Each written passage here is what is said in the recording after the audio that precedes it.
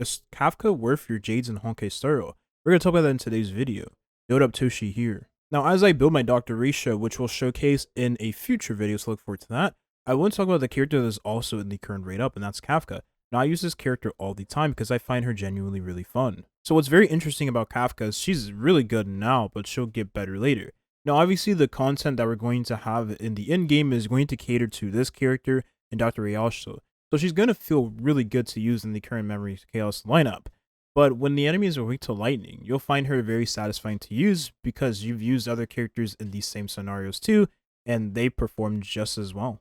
There's many different variations of teams you can use Kafka in. One of my favorites, as I covered in a previous video, was with characters like Himiko, but you can use her with Green Eye Fen instead, who has her own dot to throw into the enemy. So these are my Kafka stats. I have 3700 tag without having a 5-star icon. I'm using S5 for mana. I do have patience is all you need on this account, but I'm just not going to use it for today's video, just to give you a better, more relatable experience. And then my speed for Kafka is 145. Now, obviously, having 150 speed with Ruan Mei in the team, because I'm going to be using Ruan Mei, is very optimal because of the relic choices for the character. The dot set is hands down the best set on the character because it buffs the dot damage and it gives her attack, which is everything she needs for her damage to skyrocket. And then the ignore defense is pretty big. I mean, I was using Kafka on a quantum set previously, not this piece of gear in particular, but because she was able to ignore the enemy's defense with the dots and her personal damage whenever the enemy had quantum weakness. And I had Soul Wolf in the same party with her. I just like using the two characters together. So for stats, you always want to prioritize attack percent and speed. Effective rate is very nice. You don't need too much effective rate though. Any speed, any attack is what you want to opt for. More speed. Break effect is actually now useful in the character alongside Ruan Mei. So if you get break effect in the form of substats and even rolls into break effect, it'll be very nice to have on Kafka in combination with Ruan Mei in the team, of course. And then speed boots always on the character. Attack percent boots can work, but if you have attack percent boots, you're not going to be able to utilize Glamoff set on the character, so then you would have to use a different set altogether, but you can still run attack percent boots if you choose to do so. And then I do have attack percent main rope. I was using a energy regeneration rate link rope, but I think that's more viable for the in-game content's pure fiction than it actually is for, practical use in all of the game's content. And these are her stats with her 5-star light cone. I'm close to 4k, pretty much 4k attack, same amount of speed. Every other stat is pretty much the same. Kafka with her 5-star light cone gives you 300 additional attack, give or take, depending on whatever light cone you use on the character. If it's a 4-star light cone, then you'll be getting that much amount of attack when you do convert to the 5-star light cone that is best off for the character. The lightning dot in combination with Ruan Mei allows this character to deal a lot more damage. Not only is Kafka going to take advantage of the dot having extra damage with the break effect Ruan Mei gives to the team.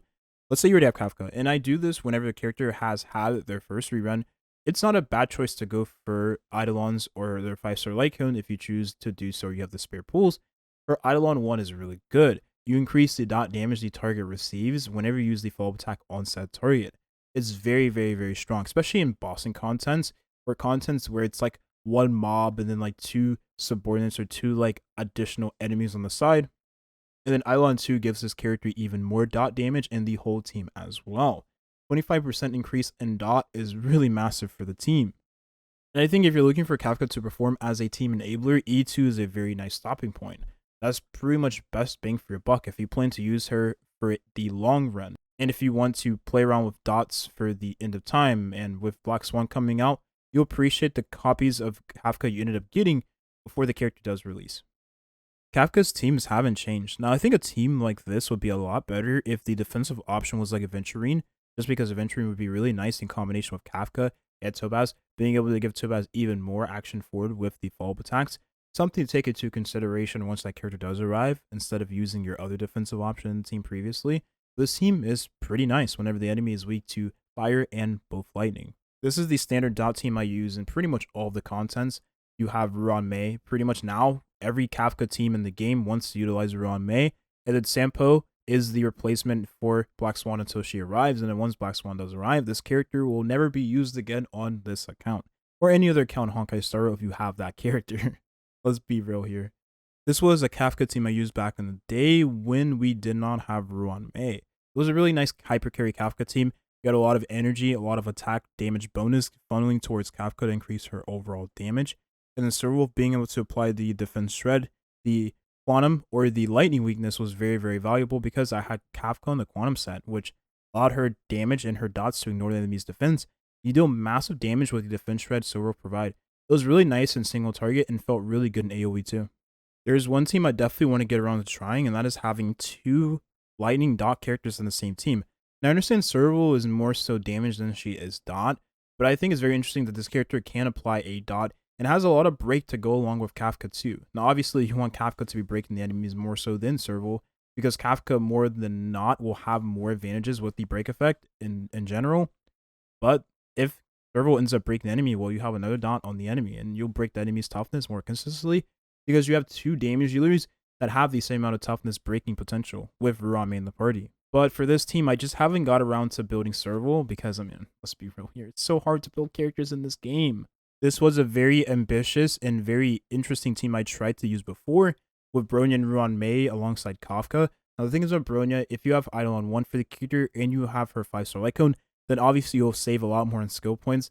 But let's be real here, you're still gambling, and on top of that, you need Kafka to use her elemental skill every single turn. So even though you have two skill point positive characters, two skill point generating characters, let's be real here, in the same team with Kafka, and you're Bronya, who is hit or miss when it comes to skill point consumption, Kafka is still going to be taking a lot of the skill points away from the team. So for this team, you just have to play a manual. Let's just keep it at that. But the thing is about Kafka, when you can use Bronya and Kafka can work really well together. Everything Bronya has in her kit, Kafka takes advantage of. The damage buffing for one turn is very nice because Kafka detonates when it's her turn. And then you get the attack percentage buff as well with the ultimate, which is very nice for this character. Her dots deal even more damage. And then the additional turn is very nice for detonating the dots, getting more energy, and it allows your Kafka to hit the enemy before the enemy takes their turn again. So you have more dot procs in general. And you might be able to break the enemy's toughness before they actually take their turn because you're doing another hit. And in the same team with Ruan, that's pretty huge in most fights. So team building with Kafka isn't as black and white as you might think. There's so many different ways of playing the character, and there's so many different other characters you can use in combination with Kafka. Not every character in the team with Kafka has to have a dot in their kit. It just so happens that this is the way you can use Kafka before Black Swan does arrive. However, when that character does arrive, expect Kafka's teams to become black and white, because there will be a clear superior choice alongside Kafka that can be utilized versus any other character in the game. And of course, as you unlock more refinements and you end up getting Black Swan for your account as well alongside Kafka, you'll find Good Night Sleep Well to be one of the best, if not the best performing options to have on Kafka in the same team, because for a character that has Defense Shred, has her own dots to throw into the enemy when sheer, and then you have Kafka being able to put her own dot on the enemy, you'll stack the light cone very, very quickly, and the damage will ramp up really fast. Last but not least, there's one more team I want to try out with Kafka, and that is going to be this super hyper fast Kafka team. Every character here is going to be moving at light speed. You have Kafka and Topaz being able to work well together because of the follow-up synergy, and then Ruan just being nice for dual DPS teams in general, and also giving the speed and attack to the whole team, and the fire damage buff to Topaz is very valuable, and Asta has a dot of her own.